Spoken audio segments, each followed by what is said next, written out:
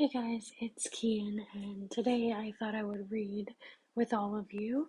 I wanted to read City of Bones, um, the Mortal Instruments series. I'm sure everybody knows it. It's amazing. It's one of my favorite book series in the world, and yeah, I don't know. I guess I figured if I videoed it, then it could help people if for some reason you can't read or you don't like to read or you don't have time. You could just listen to this in the background, as well as sometimes you don't want to spend money on an audiobook. Not that I think that this will be of audiobook quality at all. But sometimes you just need the monotonous noise in the background to help you study or sleep or whatever you like. So I figured I'm gonna read anyway. I might as well read with you guys.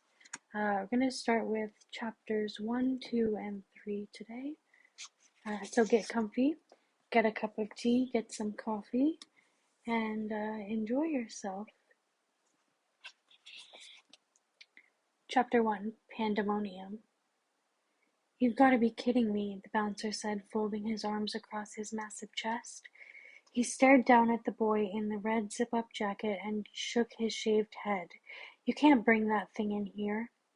The 50 or so teenagers in line outside of the Pandemonium Club leaned forward to eavesdrop.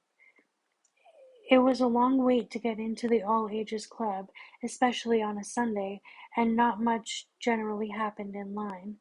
The bouncers were fierce and would come down instantly on anyone who looked like they were going to start trouble. 15-year-old Clary Frey, standing in line with her best friend Simon, leaned forward along with everyone else, hoping for some excitement. "Aw, come on," the kid hoisted the thing up over his head. It looked like a wooden beam, pointed at one end. "It's part of my costume." The bouncer raised an eyebrow. "Which is what?" The boy grinned. He was normal enough looking, Clary thought, for Pandemonium. He had electric blue dyed hair that stuck up around his head like the tentacles of a startled octopus, but no elaborate facial tattoos or big metal bars through his ears or lips. "I'm a vampire hunter." He pushed down on the wooden thing. It bent easily as a blade of grass bending sideways. "It's fake. Foam rubber, see?" The boy's eyes were way too bright a green, Clary noticed, the color of antifreeze spring grass. Colored contact lenses, probably. The bouncer shrugged, abruptly bored. "Whatever. Go on in." The boy slid the boy slid past him quick as an eel. Clary liked the lilt to his shoulders, the way he tossed his hair as he went. There was a word for him that her mother would have used. Insouciant. "You thought he was cute," said Simon, sounding resigned. "Didn't you?" Clary dug her elbow into his ribs, but didn't answer. Clary dug her elbow into his ribs, but didn't answer. Inside, the club was full of dry ice smoke. Colored lights played over the dance floor, turning it into a multicolored fairyland of blues and acid greens, hot pinks and golds. The boy in the red jacket stroked the long, razor-sharp blade in his hands, and idle smiled playing over his lips. It had been so easy, a little bit of glamour on the blade to make it look harmless, another glamour on his eyes, and the moment the bouncer had looked straight at him, he was in. Of course, he could probably have gotten by without any trouble, but it was part of the fun, fooling the Mundies, doing it all out in the open, right in front of them, getting off on the blank looks on their sheep-like faces. Not that the humans didn't have their uses. The boy's green eyes scanned the dance floor where the slender limbs, clad in scraps of silk and black leather, appeared and disappeared inside the revolving columns of smoke as the Mondays danced. Girls tossed their long hair, boys swung their leather-clad hips, and bare skin glittered with sweat. Vitality just poured off of them. waves of energy that filled him with a drunken dizziness. His lips curled. They didn't know how lucky they were. They didn't know what it was like to eke out of life in a dead world, where the sun hung limp in the sky like a burned cinder. Their lives burned as brightly as candle flames, and were as easy to snuff out. His hand tightened on the blade as he carried, and he had begun to step out onto the dance floor when a girl broke away from the mass of dancers and began walking towards him. He stared at her. She was beautiful for a human, long hair nearly the precise color of black ink, charcoal eyes, floor-length white gown, the kind women used to wear when the world was younger. Lace sleeves spelled out around her slim arms. Around her neck was a thin silver chain, on which hung a dark red pendant the size of a baby's fist. He only had to narrow his eyes to know that it was real, real and precious. His mouth started to water as she neared him. Vital energy pulsed from her like blood from an open wound. She smiled, passing him, beckoning with her eyes. He turned to follow her, tasting the phantom sizzle of her death on his lips. It was always easy. He could already feel the power of her evaporating life coursing through his veins like fire. Humans were so stupid. They had something precious and they barely safeguarded it at all. They threw away their lives for money, for packets of powder, for strangers' charming smiles. The girl was a pale ghost retreating through the colored smoke. She reached the wall and turned, bouncing her skirt up in her hands, lifting it as she grinned at him. Under the skirt she was wearing thigh-high boots. He sauntered up to her, his skin prickling with her nearness. Up close she wasn't so perfect. He could see the mascara smudged under her eyes, the sweat sticking her hair to her neck. He could smell her mortality, the sweet rot of corruption. Got you, he thought. A cool smile curled her lips. She moved to the side, and he could see that she was leaning up against a closed door. No admittance. Storage was scrawled across it in red paint. She reached behind her for the knob, turned it, and slid inside. He caught a glimpse of stacked boxes, tangled wiring, a storage room. He glanced behind him. No one was looking, so much the better if she wanted privacy. He slipped into the room after her, unaware that he was being followed.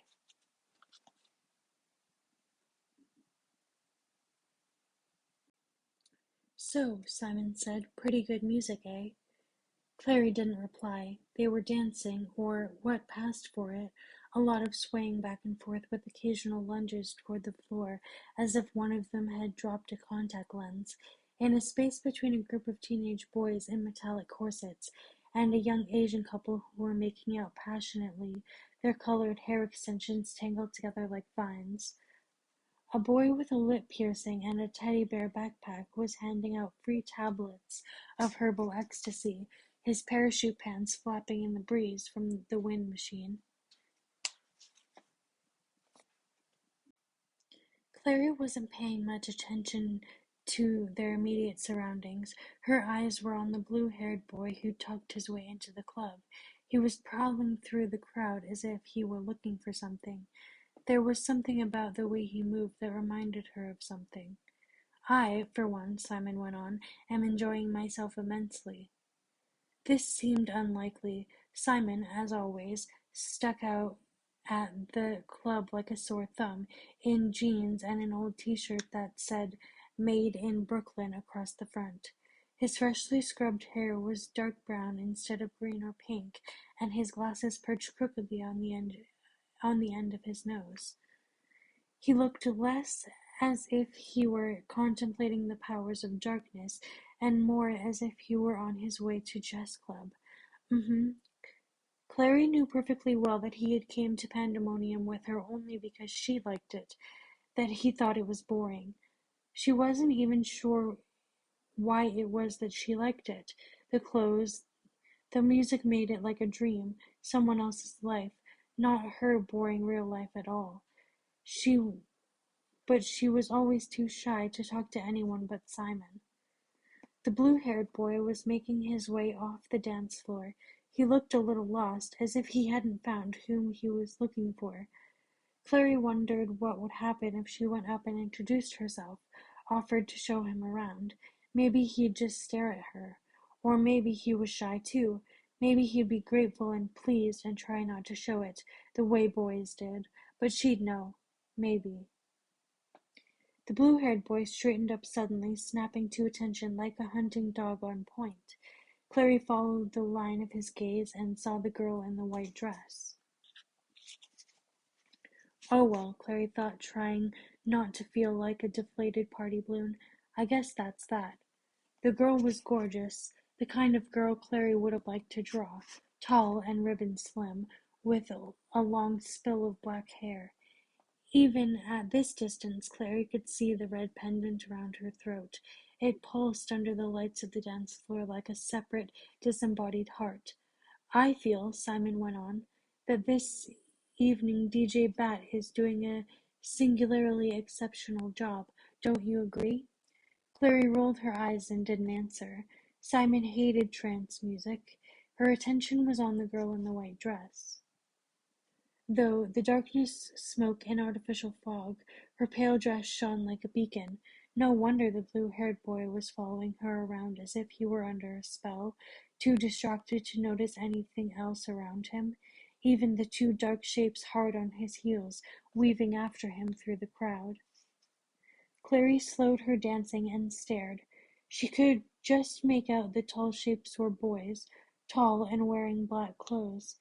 She couldn't have said how she knew that they were following the other boy, but she did. She could see it in the way that they paced him, their careful watchfulness, the slinking grace of their movements. A small flower of apprehension began to open inside of her chest. Meanwhile, Simon added, I wanted to tell you that lately I've been cross-dressing. Also, I'm sleeping with your mom. I thought you should know. The girl had reached the wall and was opening the door marked "No Admittance." She beckoned the blue-haired boy after her, and they slipped through the door. It wasn't anything Clary hadn't seen before, a couple sneaking off to the dark corners of the club to make out, but that had made it even weirder that they were being followed. She raised herself up on tiptoe, trying to see over the crowd. The two guys had stopped on the floor and seemed to be conferring with each other. One of them was blond, the other dark-haired.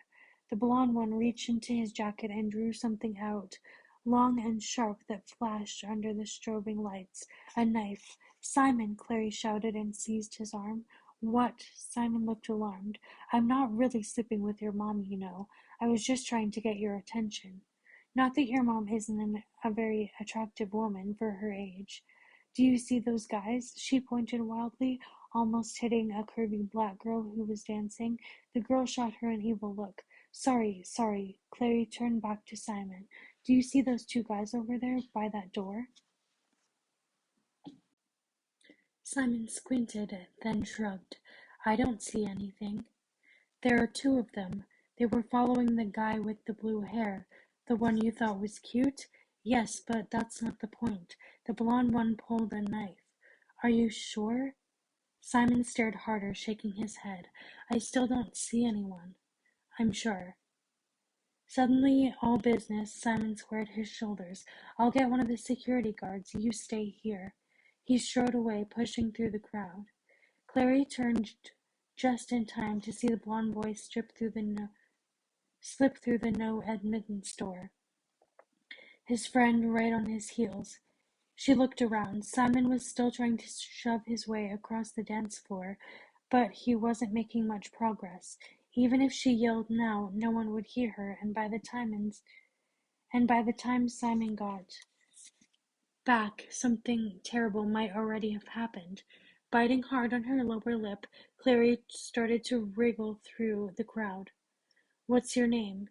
She turned and smiled.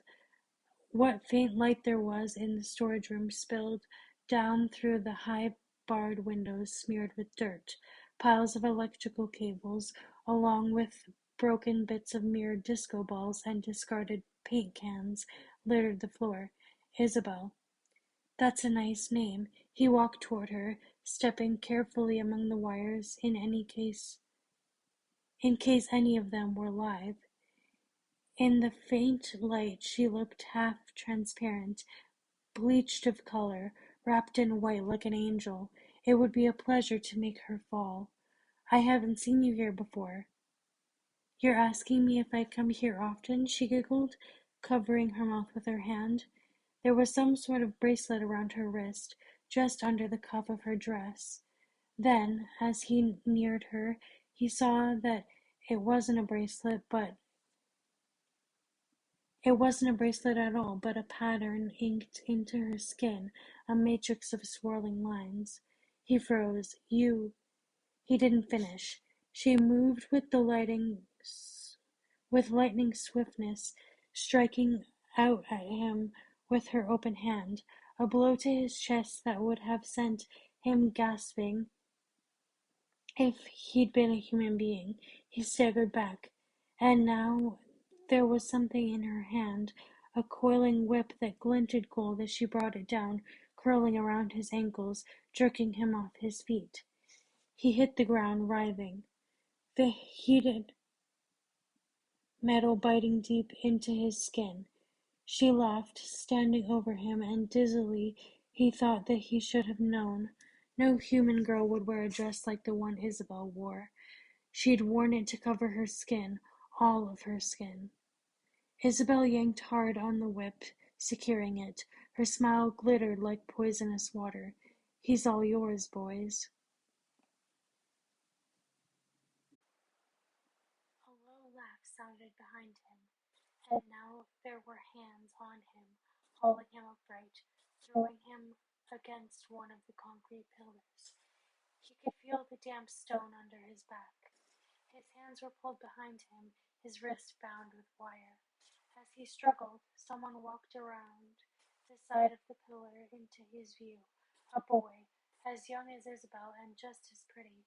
His tawny eyes glittered like chips of amber. So, the boy said, are there any more with you? The blue-haired boy could feel blood welling up under the too-tight metal, making his wrists slippery. Any other what? Come on now. The tawny-eyed boy held up his hands, and his dark sleeves slipped down, showing the runes inked all over his wrists, the backs of his hands, and his palms.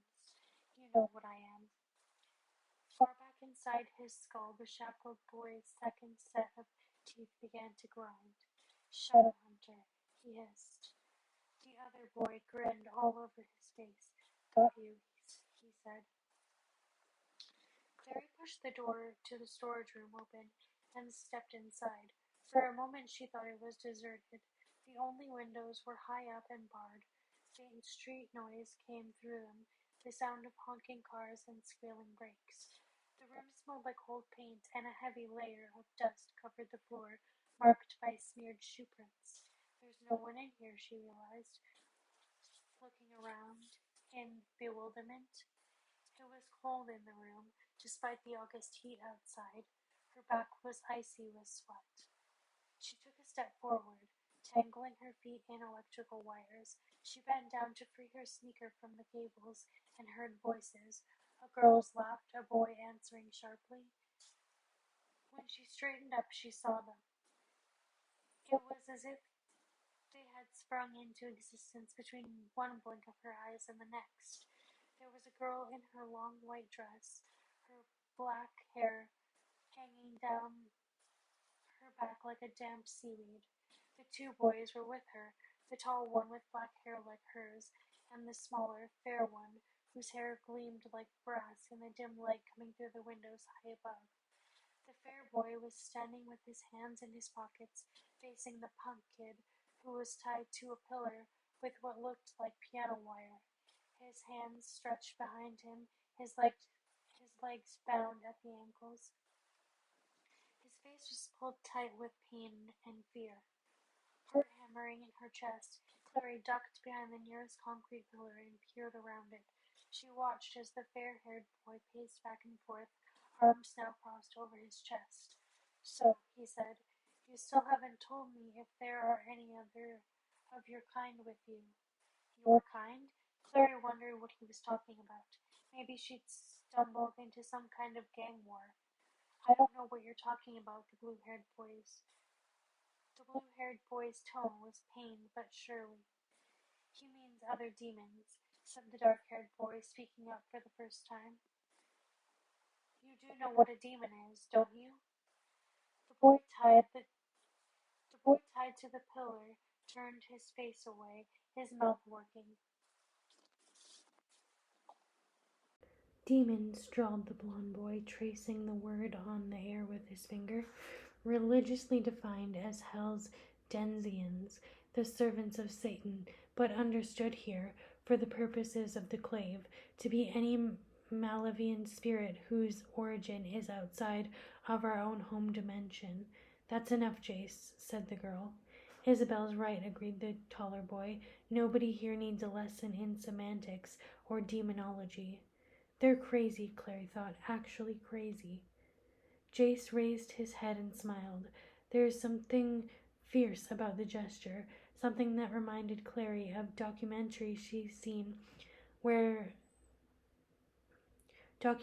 she'd watched about the lions on the Discovery Channel. The way the big cats would raise their heads and sniff the air for prey. Isabel and Alec think I talk too much, he said confidently. Do you think I talk too much? The blue-haired boy didn't reply. His mouth was still working. I could give you information, he said. I know where Valentine is. Jace glanced back at Alec, who shrugged. Valentine's in the ground, Jace said. The thing's just toying with us. Isabel tossed her hair. Kill it, Jace, she said. It's not going to tell us anything. Jace raised his hand and Clary saw the dim light spark off the knife he was holding. It was oddly translucent, the blade clear as crystal, sharp as a shard of glass, the hilt set with red stones. The boy gasped. Valentine is back, he protested, dragging the bonds that held his hands behind his back. All the infernal worlds know it. I know it. I can tell you where he is. Rage flared suddenly in Jace's icy eyes. By the angel, every time we capture one of you bastards, you claim you know where Valentine is. Well, we know where he is too. He's in hell, and you... Jace turned the knife in his grasp, the edge sparkling like a line of fire. You can join him there. Clary could take no more. She stepped out from behind the pillar. Stop, she cried. You can't do this. Jace whirled, so startled that the knife flew from his hand and clattered against the concrete floor. Isabel and Alec turned along with him, wearing identical expressions of astonishment. The blue-haired boy hung in his bonds, stunned and gaping. It was Alec who spoke first. What's this? He demanded, looking from Clary to his companions, as if they might know what she was doing there. It's a girl, Jace said, recovering his composure. Surely you've seen girls before, Alec. Your sister Isabel is one. He took a step closer to Clary, squinting as if he couldn't quite believe what he was seeing. A Mundy girl, he said, half to himself, and she can see us.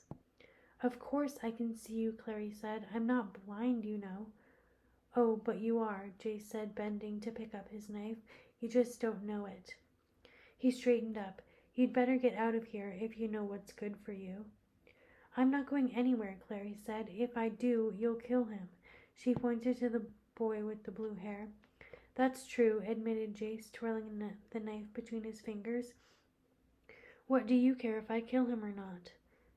Because, Clary sputtered, you can't just go around killing people.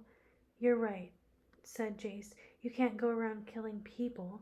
He pointed at the boy with the blue hair, whose eyes were slitted. Clary wondered if he'd fainted. That's not a person, little girl. It may seem like a person and talk like a person and maybe even bleed like a person, but it's a monster.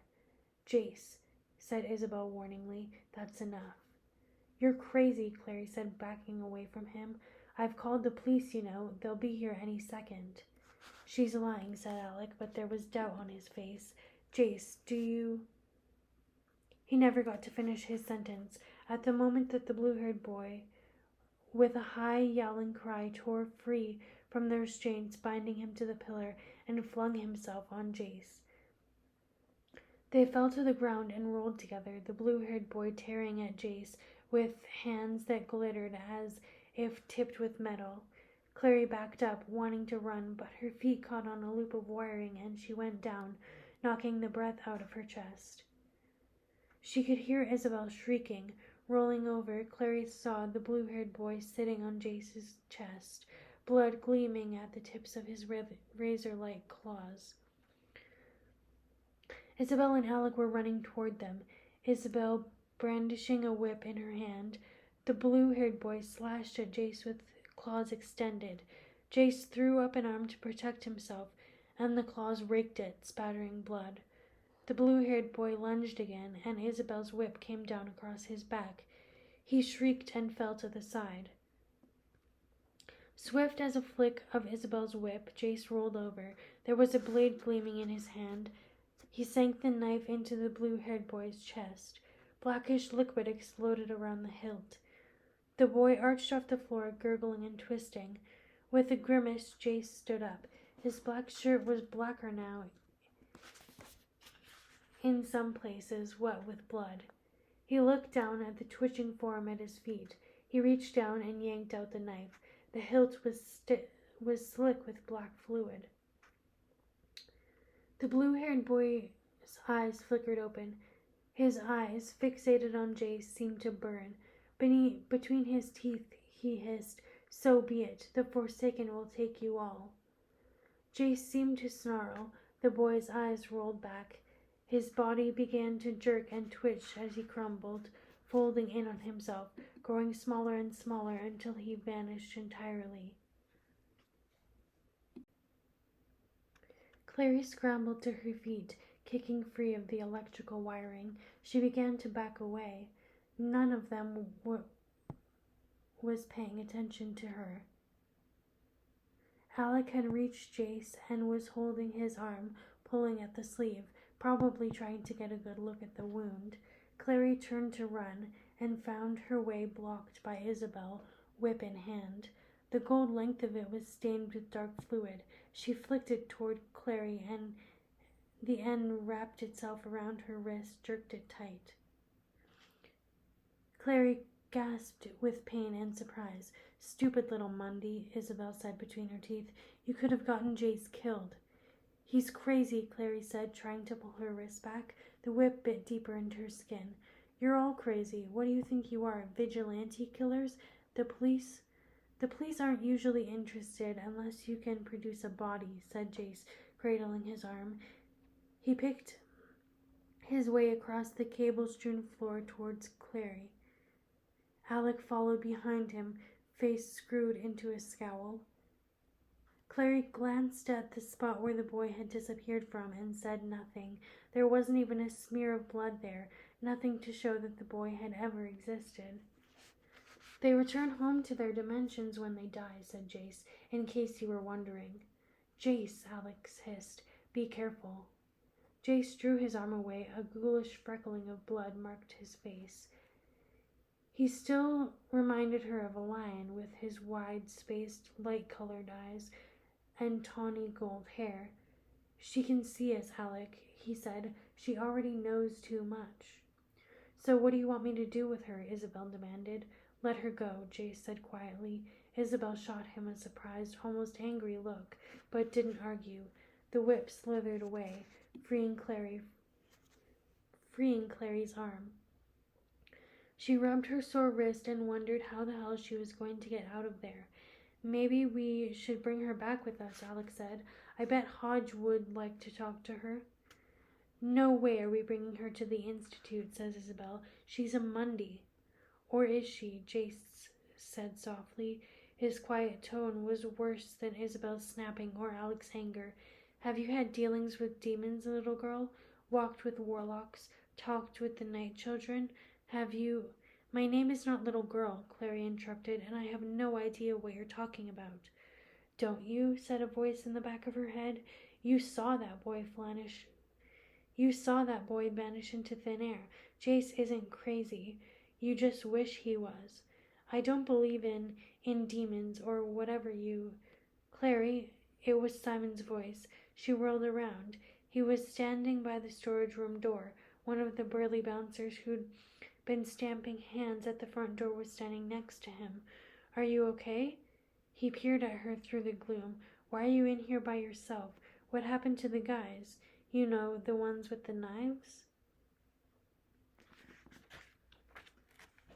Clary stared at him, then looked behind her, where Jace, Isabel, and Alex stood.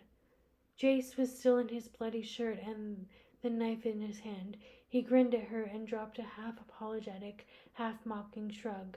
Clearly he wasn't surprised that neither Simon nor the bouncer could see them. Somehow neither was Clary. Slowly she turned back to Simon, knowing how she must look to him, standing alone in a damp storage room, her feet tangled in bright plastic wiring cables. "I thought they went in here," she said lamely, "but I guess they didn't. I'm sorry." She glanced from Simon, whose expression was changing from worried to embarrassed, to the bouncer, who just looked annoyed. It was a mistake. Behind her, Isabel giggled. "I don't believe it," Simon said stubbornly as Clary, standing at the curb, tried desperately to hail a cab. Street cleaners had come down Orchard while they were inside the club, and the street was glossed black with oily water. "I know," she agreed. "You'd think there'd be some cabs. Where is everyone going at midnight on a Sunday?" She turned back to him, shrugging. "You'd think we'd have better luck on Houston?" "Not the cab," Simon said. I don't believe you. I don't believe those guys with the knives just disappeared." Clary sighed. "Maybe there weren't any guys with knives, Simon. Maybe I just imagined the whole thing." "No way." Simon raised a hand over his head, but the oncoming taxis whisked by him, spraying dirty water. "I saw your face when I came into that storage room. You looked seriously freaked out, like you'd seen a ghost." Clary thought of Jace with his lion cat eyes. She glanced down at her wrist, braceleted by a thin red line where Isabel's whip had curled. No, not a ghost, she thought. Something even weirder than that. "It was just a mistake," she said warily. She wondered why she wasn't telling him the truth. Except, of course, that he'd think she was crazy. And there was something about what had happened. Something about the black blood bubbling up around Jace's knife. Something about his voice when he'd said, "Have you talked with the night children?" that she wanted to keep to herself. "Well, it was a hell of an embarrassing mistake," Simon said. He glanced back at the curb, where a thin line was still snaked around the door and halfway down the block. "I doubt they'll ever let us back into Pandemonium." "Why do you care? You hate Pandemonium." Clary raised her hand again as the yellow shape sped toward them through the fog. This time, though, the taxi screeched to a halt at their corner, the driver laying into his horn as if he needed to get their attention. "Finally, we get lucky." Simon yanked the taxi door open and slid onto the plastic-covered back seat. Clary followed, inhaling the familiar New York cab smell of old cigarette smoke, leather, and hairspray. "We're going to Brooklyn," Simon said to the cabbie, and then he turned to Clary. "Look, you know you can tell me anything, right?" Clary hesitated a moment, then nodded. "Sure, Simon," she said. "I know I can." She slammed the cab door behind her, and the taxi took off into the night. Okay, so that was the end of chapter 1. I know I said I would do chapters 2 and 3 as well, but this video is getting very long and I've only read one chapter, so I'm going to save those chapters for another day. Please feel free to tune back in because I'm hoping to read the whole book and possibly even the whole series, so that'll be really fun. Also, I just want to let you know that I have left the link to my Ko-Fi in the description. If you could please, want to support me and donate, that would be super cool because I am, trans and disabled and 24 years old and still living with my dad. And I would really, really like to be able to get one of those things off my list. So if you could possibly donate and help support me, I would be so appreciative. Of course, donating and everything is very, very helpful and very much appreciated, but it is not at all required. You could also just give this video a thumbs up, share it, or subscribe, and I would love you forever. Thank you all for reading with me, and whatever you do today, I hope you do it with passion. I'll see you guys later. Bye.